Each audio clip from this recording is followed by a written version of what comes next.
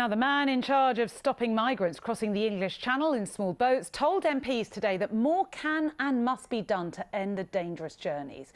Dan O'Mahony, the newly appointed clandestine Channel Threat Commander, was being grilled in Parliament after a day in which record numbers reached the UK. Now, the number of people crossing the Channel in boats increased towards the end of 2018, when 284 completed the journey. A year later, more than 1,700 people followed the same route, and so far this year, more than 5,500 have made the crossing from France. Here's our special correspondent, Colin Campbell. Multiple sea rescues of hundreds of people, dinghies landing along the Kent coast, exhausted migrants wading out of the sea onto Dover beaches. Those involved in yesterday's record arrivals say it was a day of mayhem and chaos. Today, the man tasked with stopping the dangerous crossings admitted more needs to be done. The French are as frustrated by this problem as we are.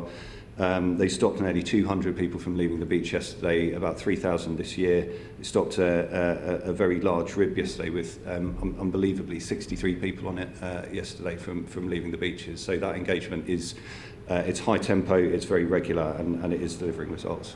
416 migrants arrived on Wednesday, the largest number in a single day.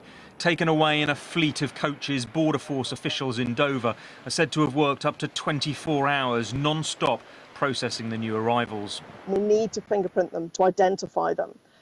When our local fingerprint units become overwhelmed, they might be bussed up from to Croydon or into central London. So as each unit becomes full and can't accommodate any more people, we are forced to bus them further and further away. Of course, that's really not ideal when you've got, sometimes you've got mothers who have recently given birth, you've got very young children in arms. Last year, Home Secretary Priti Patel said her goal was for small boat crossings to become an infrequent phenomenon by spring 2020. Today, MPs quizzing officials were told the dramatic increase in numbers was down to global migration trends, COVID-19 pandemic, unprecedented weather patterns and tighter security surrounding lorries travelling from Calais to Dover. But some suggest it may be down to the French turning a blind eye. I guess the French probably haven't in reality got a lot of sympathy for us. Bear in mind that they get 3 or 4 times the number of asylum seekers claim asylum in France than we do in the UK, so they probably think that we haven't got really a big problem. Downing Street today described yesterday's record number of crossings as completely unacceptable. The Home Office hopes a post-Brexit agreement with the French, allowing the return of migrants back to France, will make the crossings unviable and help protect. Watching today's Home Affairs Select Committee meeting, and she joins us now. And Amanda, concerns were raised about what happens at the end of the year when we leave the transition EU deal. Yes, so the committee heard that it's absolutely crucial for us to make a new deal with France to ensure that more migrants can be returned in order to deter other people from making the dangerous journey.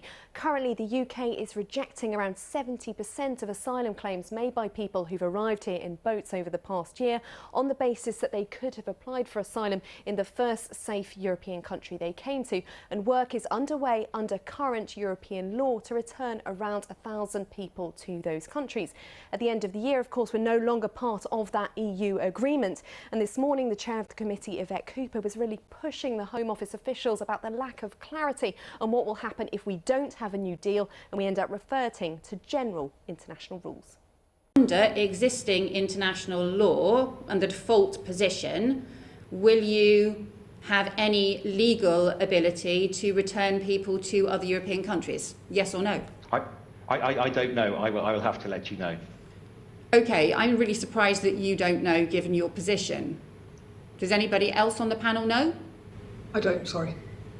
OK, it's only a few months to go. It's like, aren't you doing any contingency planning?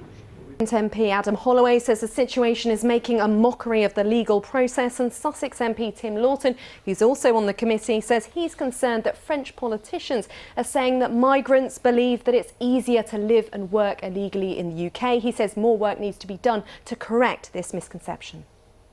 This sort of misinformation should be dealt with, but it would appear that French members of Parliament are party to putting around these misconceptions about how they're actually going to be looked after if they do make it to the UK.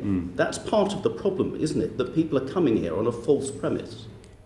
Well, Mr Lawton was told it's true that the traffickers do tell migrants that the streets are effectively paved with gold in the UK, but a strategic communications campaign is apparently underway to convince the migrants in Calais otherwise. We'll see if it has any effect. Amanda, thank you.